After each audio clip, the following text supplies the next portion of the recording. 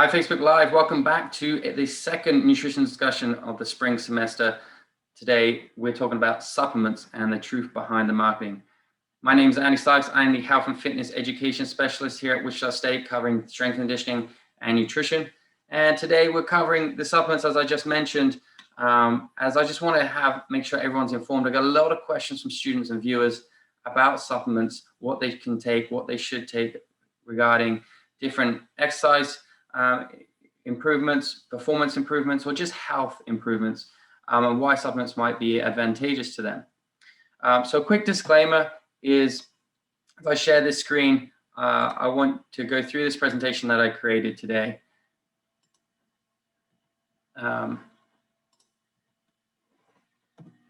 And just educate you all on information within the supplement field. Okay, this isn't meant to recommend, encourage, or discourage the use of supplementation. If you are thinking about changing your diet and adding supplementation or taking supplementation out of your diet, you should always consult a healthcare professional before doing so and become informed on that matter. If you are an athlete watching this, please refer to your guidelines within the USDA or the NCAA on looking at banned substances before you take any supplements. Please become informed. Please reach out to a healthcare provider. This presentation isn't sponsored by any brand or supplement. It is purely that I created from the resources that I have access to, which I will share with you. So I want to start this conversation by kind of underlining what a supplement is.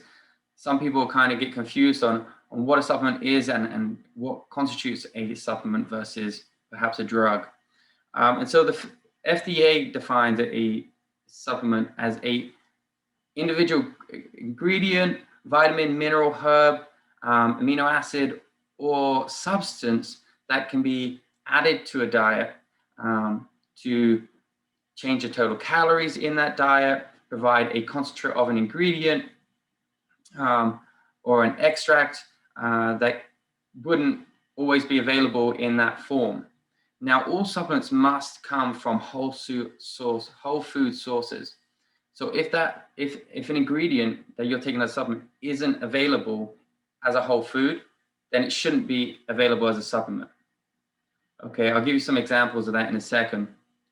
And we also see that supplements can come in a few different shapes and forms. They can be liquid, they can be tablets, they can be gel capsules, powders, all sorts of different ways of ingesting these supplements. But again, they must just be this ingredient that would be part of a whole food that maybe we've extracted out. So some examples of supplements that I take would be like a multivitamin. I take a multivitamin in the morning to ensure I get all the vitamins and minerals that I need in my daily intake. A lot of diets don't have all the recommended, especially the American diet isn't known for having all the vitamins and minerals at the quantities that the human body needs to live healthy and efficiently. So we can use supplementation to aid that. The common deficiencies in the US diet are calcium, potassium, vitamin D, and iron. So if your food sources and your diet isn't getting enough of those minerals or vitamins, then maybe supplementation would be beneficial. But again, I'm not telling you you should do this. I'm telling you, speak to a healthcare professional and see if this could be beneficial to you. Some other examples of supplements that you could take that are commonly taken is an energy drink. Okay, some caffeine, the omegas. I take a flaxseed oil to get the omega-3 and omega-6. Creatine. I think I said caffeine, nitric oxide. I like to use that for vasodilation when I work out. So there's a number of different things that you can take. Maybe you've already taken some that you didn't even realize, oh yeah, I take a supplement. So like I said before, supplements must come from a whole food source. The example I've got here on the screen is calcium. Now you can find calcium in dairy products like milk, cheese, yogurt. You can find them in sardines. You can find them in seeds. Or you could get a factory to extract the calcium from those products, put it into some sort of powder or a pill, and then buy that as a bulk ingredient or buy it as a supplement to ingest for a daily value. Okay, again, it is an ingredient that is in whole foods that can be extracted. Okay, it is not an unavailable chemical or product that wouldn't normally be available in the food market that the FDA hasn't already approved. We'll look at what the regulations are on supplements soon, but it's important that it is a food product that we've extracted this ingredient from or this chemical from. Also, every supplement must have a supplement facts panel on the container, whatever packaging that it is sold in, must have this supplement fact. It must show you the number of servings that they recommend for a single use. It must show you how many servings are in the container itself. This is controlled by the National Nutrition Labeling and Education Act, founded in 1990, that declare that they must show what the name of the supplement is, what the ingredients of that supplement are, and how many, like I said, the number of doses that are in the container, the number of doses they recommend for a serving. And great news from the research that I've looked at, around 92% of consumers, supplement consumers, actually read the labels. So this is great that we are becoming informed, we are looking at that information and checking what's in there. Next, I want to move on to who takes supplements. And we see a large majority of the population are already ingesting some sort of supplement in their daily intake. 77% of the population, this comes from the Council of Responsible Nutrition and their survey that they did in 2019. They see that 77% of the population, and that's even higher when you look at full-time employed persons. Maybe they have a little bit more money and a little bit less time, so that percentage goes up. From their survey, they're looking at, they see that the younger population, 18 to 34, have the highest use. 81% of 18 to 34-year-olds are having some sort of supplement use. 70% of the 35 to 54, and 79% of people aged 55 and above have some sort of supplementation. And again, this comes from the Council of Responsible Nutrition. Now, I don't like to look at just one source of information. I'll look at multiple sources, different research that they have out there. So here's a different one that I looked at from the American Association of Retired Persons, probably researching and surveying a slightly different demographic. So we're going to have it a little bit different in response to the questions here. But they see that roughly, again, 70% of the population is consuming a supplement of some kind. Highest that they believe is in the older generations, maybe with a few more health diseases or issues that supplements can benefit. We see a higher intake for females, and we see more intake if you have higher education. So that's correlated there. Maybe we're a little bit more educated, know what to look for, know what could be good and beneficial to the body, depending on your unique circumstances. So those interesting data points. Continuing on from that same study, that the reasons that people are taking them, the most common one, more energy. So probably looking at your energy drinks or your B vitamins here, that a lot of people are consuming those on a daily basis. Next in line, immune health for 20%, 19 with nutrition, 18 healthy aging, 18 heart health. So seeing a number of different reasons for people taking supplementation. Again, this should be unique to your lifestyle.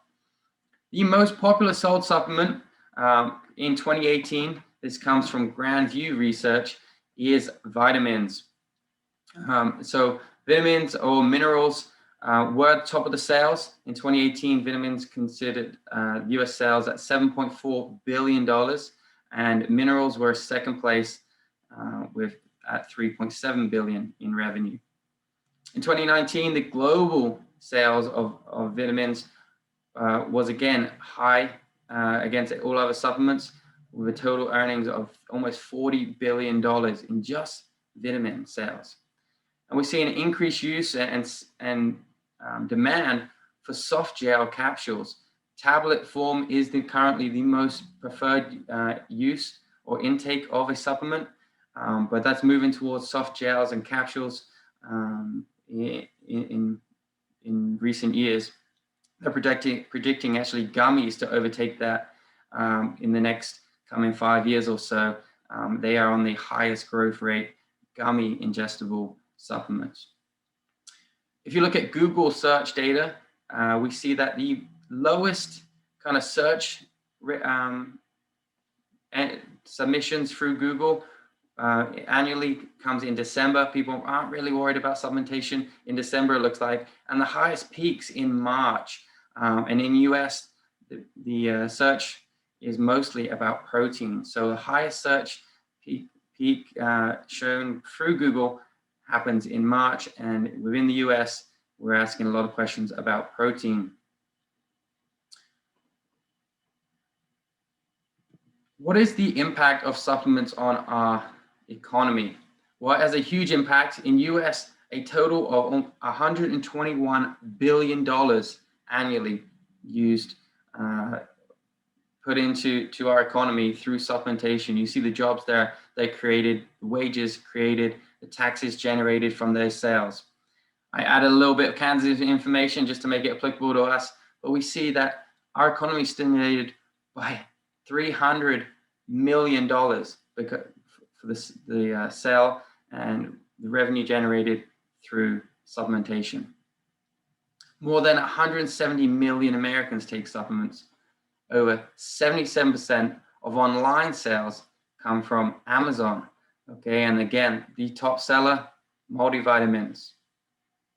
Okay, so we're hearing that everyone, well, not everyone, but a lot of people are taking supplements. We're seeing that we're taking them for multiple different reasons, but I still see a stigma attached to supplementation, and people aren't always confident about taking them. So why is that? What are the risks associated with supplements, and why aren't people so fond of them? Why do they have a little bit of a bad rep against food? Now, whole food choices are always recommended, so that might be part of it. But the statistics shown in 2019 is that 46% of consumers are concerned about the effectiveness of supplements. So they can go into a store and buy supplements or go online and buy supplements. Are they actually going to work? Are they effective compared to what they are marketed to do? Furthermore, 44% of supplements users question the safety of the product. 44% worry about the purity of that product. 40% are concerned about how they are testing and the methods of testing. And 34% debate on the price. We normally see a huge upsell and profit margins on supplementation. So despite the claims a diet supplement might make in marketing, there are no regulations or enforcement agencies to check to make sure that advertisements are accurate. Federal law does not even require supplement companies to prove to the FDA that their products are safe or effective before they're being sold. Okay, they just can't be harmful. They can't be harmful to you. And again, we'll move on to a little bit more on the regulations in a second. Why are people concerned about supplements? Well, there are a few bad apples out there. The FDA actually has a list. You can go on the FDA website and see a list of supplements or ingredients that aren't lawfully being sold right now. You can find them in stores or online against the law, and they're being sold illegally. The vast majority of supplements are safe, but because of a few small illegally sold, banned, and tainted products, that is kind of hurting the whole industry and people's opinion of supplement use. So the FDA governs a little bit of this. They have a few laws, but also the Federal Trade Commission gets involved here as well. Now, there could be a few reasons for the FDA banning a supplement. It could show adverse side effects. It could not be a food ingredient, and so this product has been made synthetically and now pushed into products. Or it could be something that they just haven't filled out all the right paperwork, and there could be kind of a logistical issue there that make it illegal for sale. So there are a couple of different reasons why the FDA may ban a product, but it isn't initially banned. And so there's a process on this that it goes on all supplements that I'm going to walk through in a second. Sound familiar? This statement has not been evaluated with the FDA. This product is not intended to diagnose, treat, cure, or prevent any disease. So you should see this statement on every supplement bottle, container, packet jar, whatever you're purchasing the supplement in should have that statement, because the FDA does not regulate or look at these supplements before they are marketed. So I've got some more information here on the FDA. This also, again, can be found on their website. But the Dietary Supplement Health and Education Act that was brought in 1994 by President Bill Clinton stopped the FDA oversight on supplements. A supplement should be a food product. So if that food product has already been approved by FDA and the ingredients within that food product are approved, then a supplement should be fine to be consumed. That's kind of the logic behind it. It's all right if it's in a food, we extract that from the food, we consume that, okay, we're good.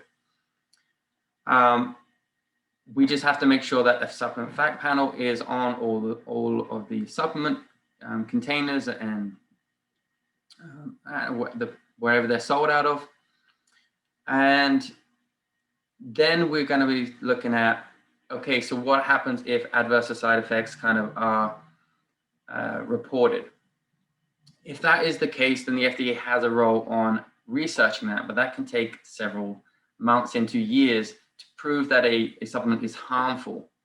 Okay, so we're going with the assumption that it is safe, and it's actually the manufacturer producing the supplement that actually has to take the responsibility whether a supplement is safe or not.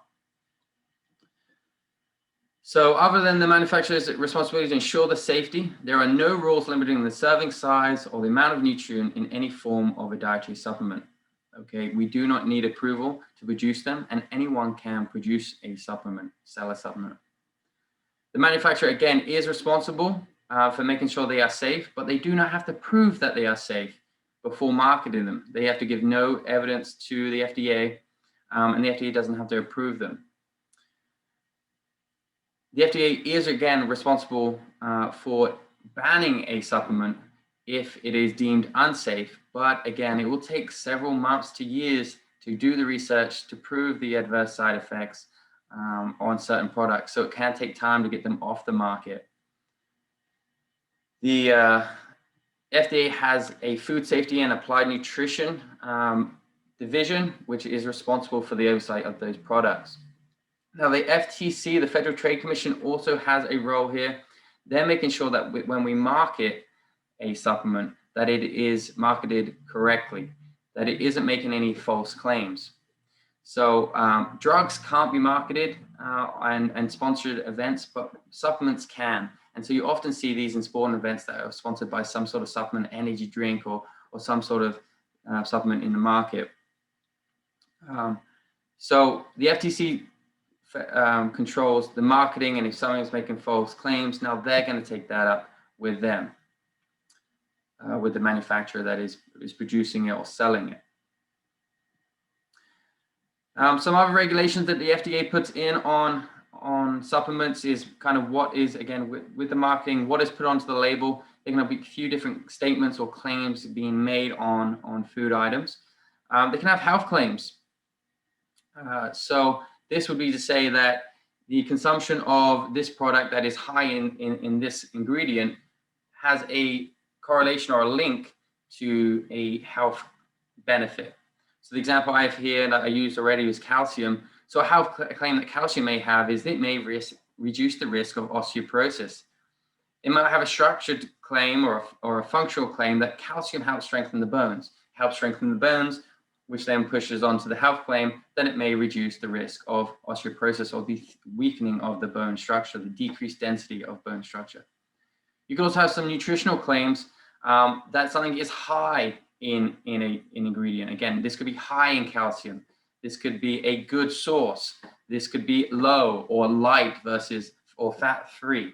These are nutritional claims about the product compared to other products. So we're seeing that link there.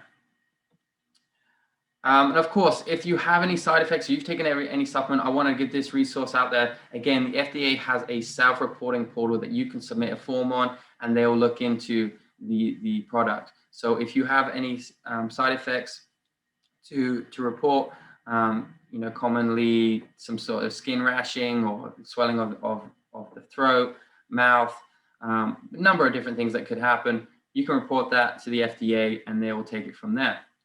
But that kind of sounds negative. Again, majority of us are taking supplements. The vast majority of supplements are safe. So I don't want to scare you from considering taking them. Again, I'm not trying to encourage or discourage. I'm just trying to inform. Okay. What are some things to consider? Let's go working forward when selecting a supplement that may, you think, benefit you. I would say manage your expectations. Okay. They are a ingredient of whole foods, as I've mentioned several times. Okay, they should be used in combination with a healthy diet. They should be used in combination with healthy movement and exercise programs. Okay, it isn't a cure. It isn't a fix to a bad lifestyle. This isn't going to change your world on its own. Okay, so in combination with a healthy lifestyle, you can benefit from taking these. Don't look for quick fixes, or if it sounds too good to be true, it probably is. Supplements aren't going to drastically change you overnight or even within probably a month, okay? They impact you like food would impact you. It's slow, it's gradual. If it's too good, sounds too good to be true on marketing, it probably is. Don't risk purchasing the illegal products. If you can see that, I'll show some banned products soon, or if you go to the FDA website, you can see some banned products. Don't get them. They're banned for a reason. It's probably they have some adverse health consequences associated with them. If it's not acutely, immediately, it may be chronically down the line where you're going to see those impacts. Look for third-party quality seals. I've got some shown here on the slide that are taken. If a manufacturer wants to produce a supplement, they can get these third-party companies to then analyze that supplement, look what's in it, ensure that what they're saying on the marketing, what it's saying on the supplement facts label is actually correct. And they'll put this, so sort of a seal on there to say, yep, it's been checked. Now you are going to see an increased price on this. It costs money to get these third-party companies to do this analysis, but it does ensure the quality. It does ensure that this is a reputable brand, and they're looking out for the best interest in you. There are a number of different resources available to do your own research and look for the information surrounding the research behind supplementation.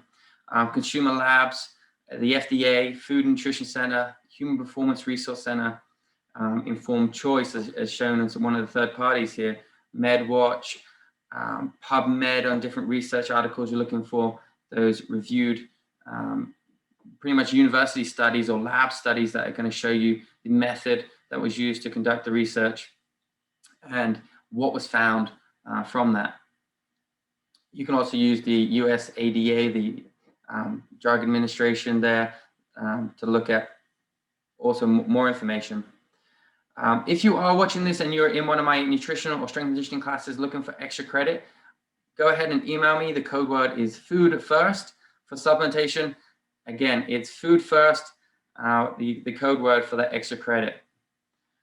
I'll finish off here today talking about some of the commonly used ergogenic supplements. And some of these are highly effective, some of these are moderately effective, and some of these show pretty limited impact on performance.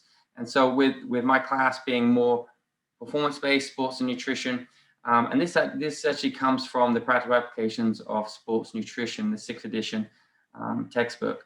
So we're seeing a few different supplements here and what is effective, what isn't. So these ones are highly effective. These ones work. We see a lot of research showing that HMB, creatine, protein, caffeine, yohimbine, beta-alanine, sodium bicarbonate, and electrolyte drinks have an impact on performance.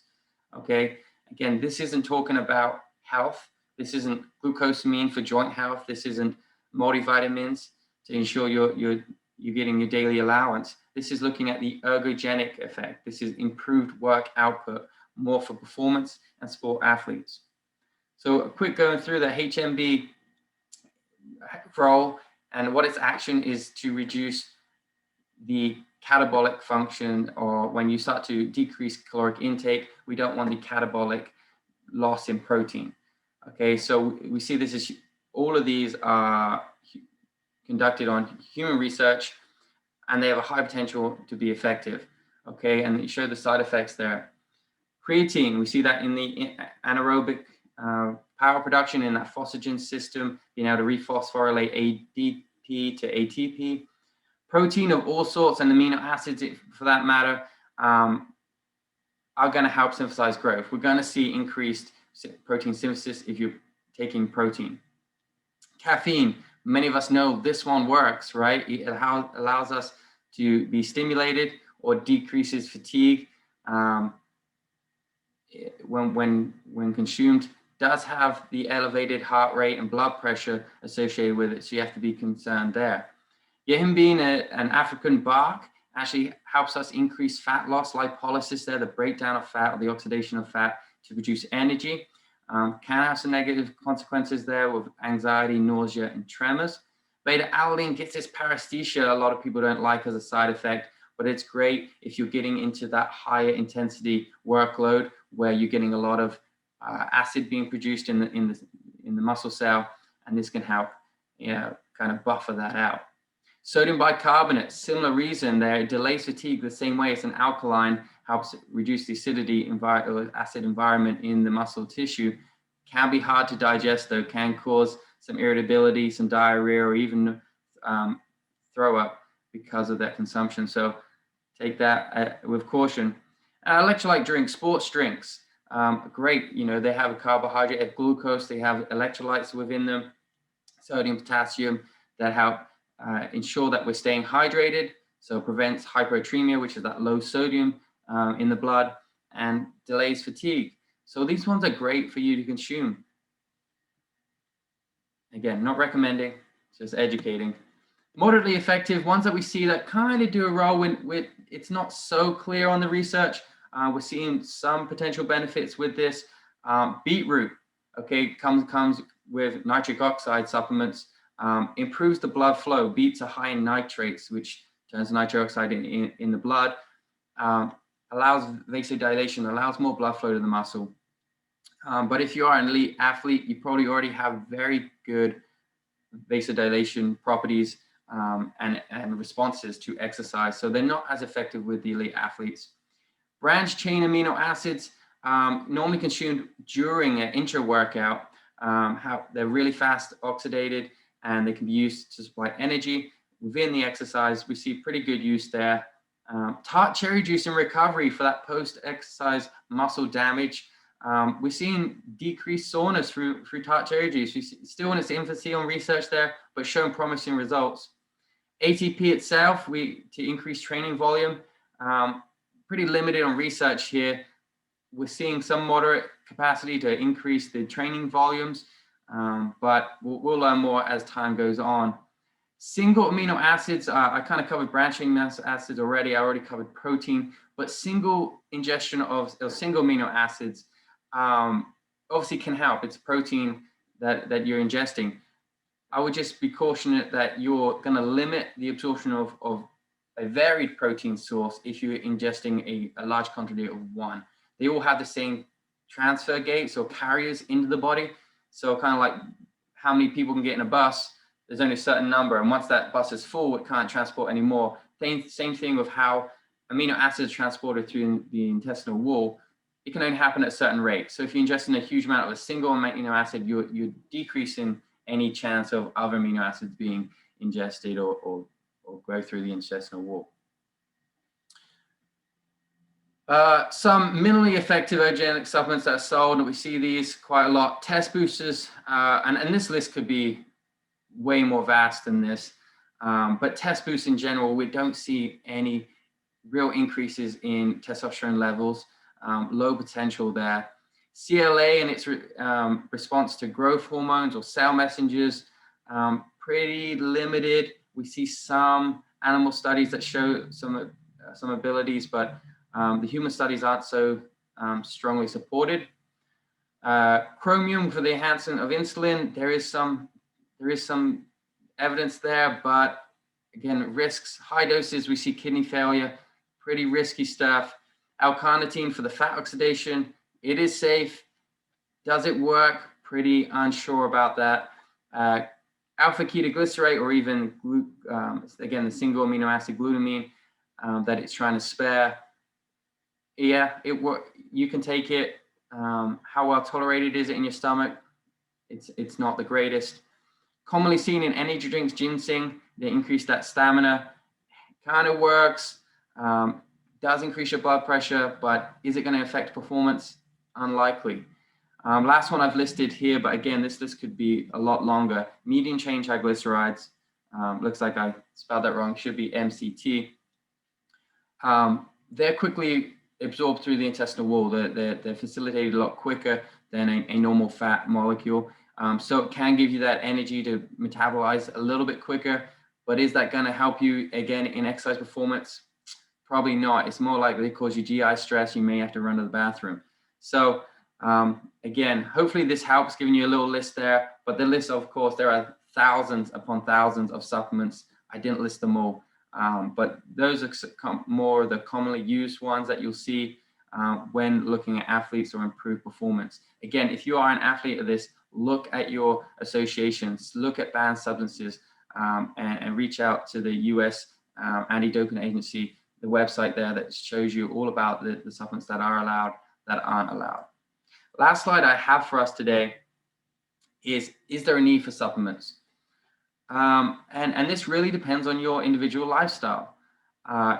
If you're looking to just take an individual ingredient, the examples I've got here, vitamin C and fish oil, you can get that, instead of taking a single supplement, you can get that from the whole food that it was taken from when producing the supplement. So the example here, vitamin C, is you can eat an orange. You can get the vitamin C from the orange instead of the supplement, but you also get a much more an array of nutrition. It's a lot more nutritionally dense as a food source than a single ingredient. Same thing with the fish oil. You can take that to get your omega-3. You also need the omega-6. But what if you just eat fish? You'd get the fish oil, but you'd also get all these other vitamins, minerals, calories, carbs, fats, proteins, in addition to the thing that you were looking for. Again, maybe you don't have time. Maybe you can't cook that food. Maybe you can't meet your caloric goals. And so supplementation may be advantageous to you. Maybe you need vitamin D because you live in an area where there's low sunlight and you need to make sure you get enough vitamin D that isn't being naturally produced through the skin.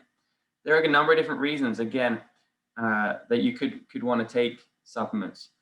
It is individually dependent on your lifestyle, your diet. Speak to a healthcare professional before you consider taking them, and hopefully you found this presentation helpful. That's all I have for you today. Again, if you were looking for the extra credit in my class, email me that code word food first, and I'll get you those points. For everyone else, have a good rest of your day. I'll see you on our third nutrition discussion coming up soon.